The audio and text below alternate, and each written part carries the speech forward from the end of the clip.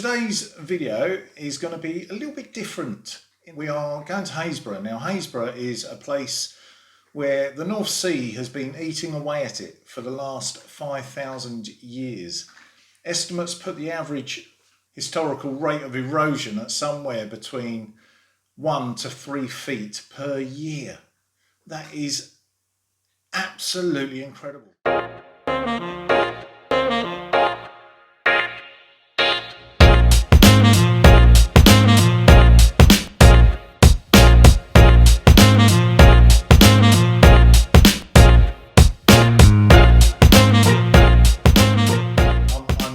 Absolutely gobsmacked to read that. And I've been doing photography at Happisburgh for the last 10 to 12 years, and I've seen the erosion from year to year to year to year. If you were to go onto the British Geological Survey on Google, just type it in, you'll probably see quite a few pictures there of the coast eroding, specifically at Happisburgh. And you'll see pictures there from mkII, and he's been basically documenting the erosion through the ages.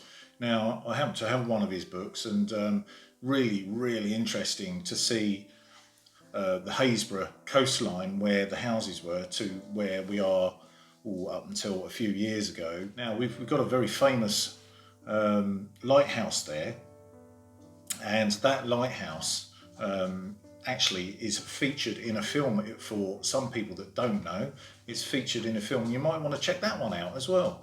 It's a horror film from 2015, and the horror film's called After Death. So it might be worth having a view of that one, because that was quite interesting. It's all about the beam of the lighthouse, so it's very spooky. Bit of a low budget horror film, but interesting nevertheless, especially if you love Happisburgh and and you go there as often as I do. It is quite mad that it all features on this horror film. Anyway, moving on. So I got up this morning at 6 o'clock, went out to Happisburgh, as I always do, and go along the beach, and there in the sand was a manhole, right bang smack on the beach. Really goes to show the erosion, and it makes you think about all those houses that really went under and went into the sea. Seeing things like that pop up occasionally at Happisburgh is just a very stark reminder of what's going on with our seas and the encroaching sea, and basically the what's going on worldwide, really. Type my page up, and you'll see all his amazing photography and possibly even his videos there. And yeah, very good and very inspirational, and inspired me to really do more with my photography, actually. What landscape photography is actually teaching me right now is how the world's changing. And when you go to these places, because they're forever changing because of the tides and because of the sea, it makes the photography different every time. We're going to go on to the video actually very quickly and show you that.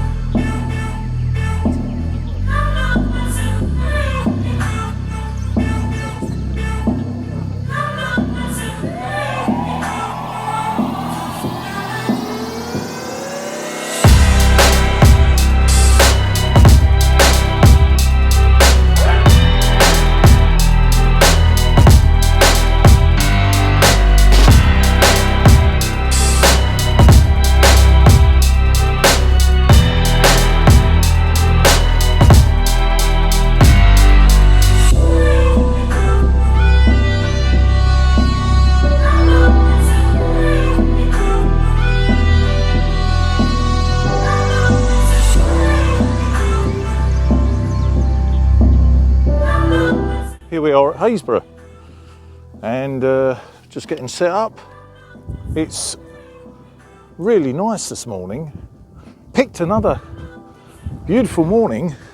So Happisburgh, beautiful place to come, full of photo opportunities, and when you've got skies like that today, it just makes photography really easy. So we'll just see what we can get. I mean, the tide's coming in, and I did say about the tide being in at 10:30, but that doesn't look to me like a 10:30 tide coming in. I mean, it is 7 o'clock, so I don't know, that's about right, I suppose. I'll go the other side of the boulders, but I've just got to be careful I do not cut myself off, because it's easy to do. And it's a lovely place to come. Like I say, lots of photographic opportunities here.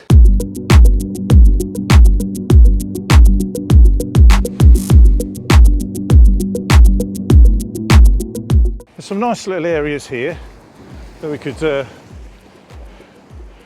utilise and make the best of.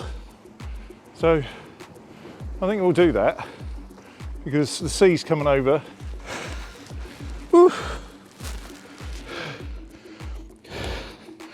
I'm doing landscape photography today. Wow, actually it's seascape. So what we got here, we've got some nice patterning, and we got a train cover on the beach here. That's mad, and it's set up the right way. Bizarre.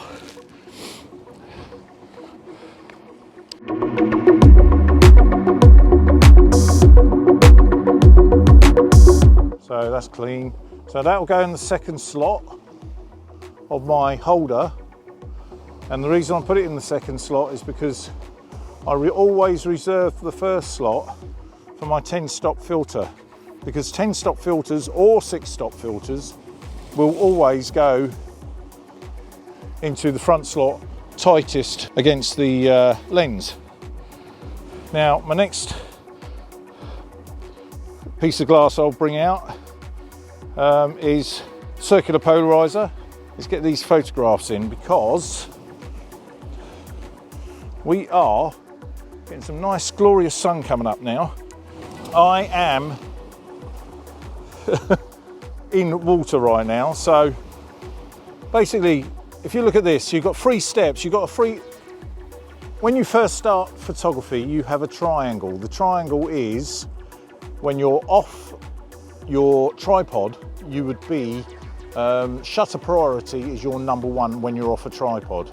When you're on a tripod, shutter priority is not necessarily the case.